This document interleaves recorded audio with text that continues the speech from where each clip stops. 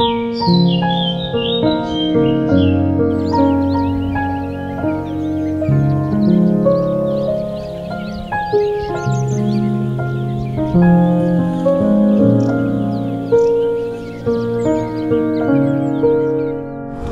so hello and what is up everyone, welcome back to my YouTube channel. स्वागत छ सबैजनालाई मेरो अर्को ब्रान्ड न्यू मोटो ब्लगमा। आजभोलि म इन्ट्रो एकदमै चाँचर हान्नेवाला भएको छु नि, प्रोफेसनल ब्लगर हैन। अनि टुडेज राइड इज लाइक हुन्छ नि हाम्रो चाहिँ तपाईहरुले टाइटल थम्बनेल इन्ट्रो लगायत सम्पूर्ण थोक हेरेर थाहा पाइसक्नु भएको होला हैन। आजको राइड हुनेवाला छ हाम्रो वहाँ ठाउँको नाम चाहिँ पामे। अनि for the fishing I'd like to do fishing. अनि त्यसपछि आफैले मारेको फ्रेस माछा खानुको मजा नै छुट्टै छ। That's why I am going there for fishing. अनि त्यसपछि यता लेकतिर मार्न अलिकति लाइसेन्स के इस्युहरू छ अरे हैन सुनेअनुसार। सो वहाँ गएपछि चाहिँ नि वहाँ चाहिँ लाइक कस्तो भने आफ्नै पोखरी जसरी मार्नु पाइन्छ त्यता चाहिँ। That's why we are heading there. अनि त्यसपछि उता पुगौँ हैन। अनि उता पुगेपछि उतै फिसिङ हान्नुपर्छ। हजुरहरूलाई अफकोर्स त्यो त म देखाउँछु नै। यहाँभन्दा पहिला सुरुमा चाहिँ म यहाँबाट दाइगाउँ पुग्नुपर्ने हुन्छ। अनि त्यसपछि दाइ र म भएर टक्क गफ हान्दै हैन चिलपारामा पुग्छौँ वहाँनिर। दाइसँग मसँग भन्दा नि दाइसँग एकदमै धेरै एक्सपिरियन्स छ। हजुरहरूले फिसिङको बारेमा केही नलेजहरू पनि पाउन सक्नुहुन्छ हैन दाइसँग चाहिँ। त्यही उतै दाइ तिमी नै पुगौँ। अनि त्यसपछि भेटौँला है ल। अनि त्यसपछि दाइ र म भएर सुरु गर्नुपर्ने हुन्छ हाम्रो पामेतिरको यात्रा। पहिला मलाई पामे भने चाहिँ कस्तो अचम्म लाग्थ्यो कि कति टाढा होला है यो ठाउँ है कस्तो होला है जस्तो लाग्थ्यो। अहिले त शनिबार भइसक्यो गाइन्छ, धेरै नै आनन्द छ। अहिले त मलाई नजिकै लाग्न लागिसक्यो ल। सो अब चाहिँ दाइ र म भेट भइसकेको छौँ। कताबाट जाने र दाइ र म भेट भइसकेको छौँ अब चाहिँ। अनि त्यसपछि अब हामीले तेल पनि हालिसकेको छौँ, तेल पनि फुल भइसकेको छ र नाउ हामी लाग्नुपर्ने हुन्छ हाम्रो गन्तव्यतिर। आज हाम्रो मुख्य उद्देश्य र मुख्य हन्टिङ ठ्याक्कै भन्नुपर्दाखेरि क्याटफिसको हुनेवाला। क्याटफिस र eel. This is lake side. अब दुईजना टक्क मिलेर हिँडेको छ हैन। यता पनि आइसक्यो यो खच्ची बाटो हुँदै अब अलि उता गएर अनि फेरि भेटौँ। यतै चाहिँ नभेटौँ कज यता ठिक छैन बाटो। यस्तो छ ताल अनि के बोल्ने यसमा है। यतातिर त बाटो बनाएछ नि अहिले त राम्रो बनाएछ। पहिला त जस्तै झम्पट थियो। ए हाम्रो कति दिनको लाग्यो यो पनि टलटुल पारेछन् बाटो त भगिहाल्छ।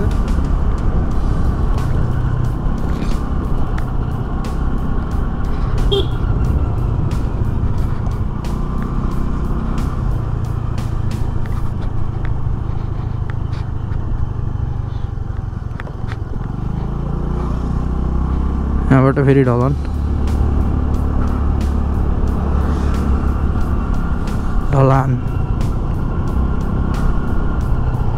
यहाँबाट फेरि कच्ची ल। अब चाहिँ यही हो फिसिङ गर्ने ठाउँ चाहिँ होइन। अलि भित्र जानुपर्छ। यहाँबाट बाटो अलिकति खराब छ कि हल्का।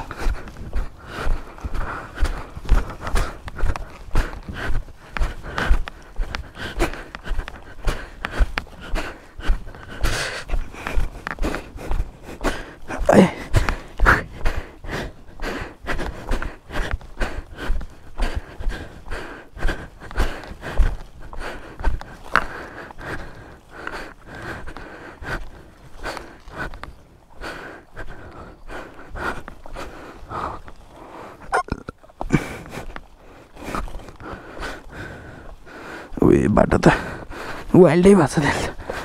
उयो जुगा लागिन्छ फेरि। जुगा भनेको चाहिँ लिच भन्छ। लिचै भन्छ त्यो लाग्ने छ। चिप्लो पनि छ फेरि अलिअलि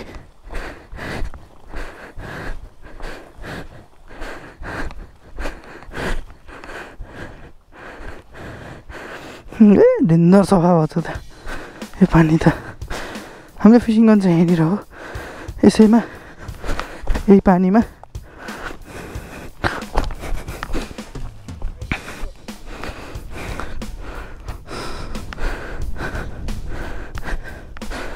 पानी चाहिँ लत्लुत्तै घटेछ अब we have like lots of option to हजुर ल पानी त लत्तुत्तै घटेछ है हेर नि अब यो पुल भित्र हाल्छु कि राइले बाँधले नपार्ने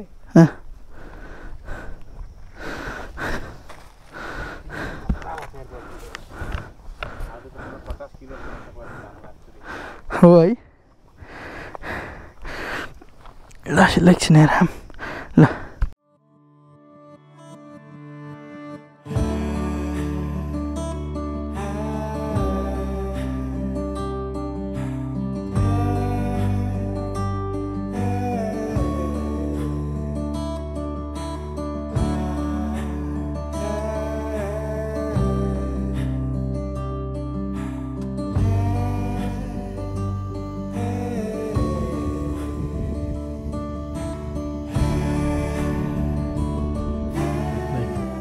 आज हामीले कति जति माछा मारिएला जस्तो छ त्यहाँ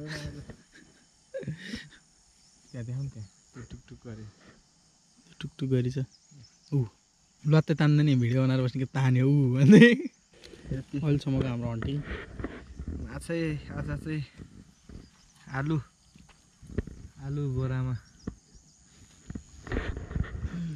क्याटफिस डबल क्याटफिस टिलफिया क्याटफिस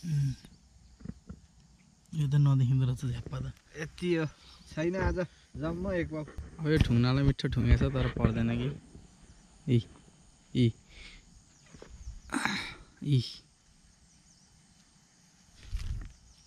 ओ भाइ यस गणौला मात्र परेको छ फेरि एकदम च्याम्पियन छ गणौला पारिदिइहाल्छ दामी छ नि ल दाइले फाल्नुहुन्छ भाइ वा हो त्यस्तो मिलाएर हो नि त फाल्ने ओ माई गड डुबायो ओए कडा पऱ्यो है ल निस्क्यो एउटा गणौलामा है गणौलामा अहिलेको समयमा पर्गातिर के अरे पर्गातिर उन्नति र सुखी कुराहरू बाहेक दुखित दुर्घटना लगायत अर्कालाई घाटा भएका कुराहरू एकदमै प्रचलित छन् दाइ सोसल मिडियातिर माछाले खायो खान त जारी छ तर केले खाएको भन्ने हामीलाई चाहिँ अलिक जानकारी छैन बरु उता चाहिँ अब दाइ तपाईँ बरु उता हेर्नु है म यता हेर्छु यता चाहिँ अलि उफ्री राखेर भक्लो गरिरहेछ फेरि तपाईँको रडै हिसाबले लैजाला र हैरान होला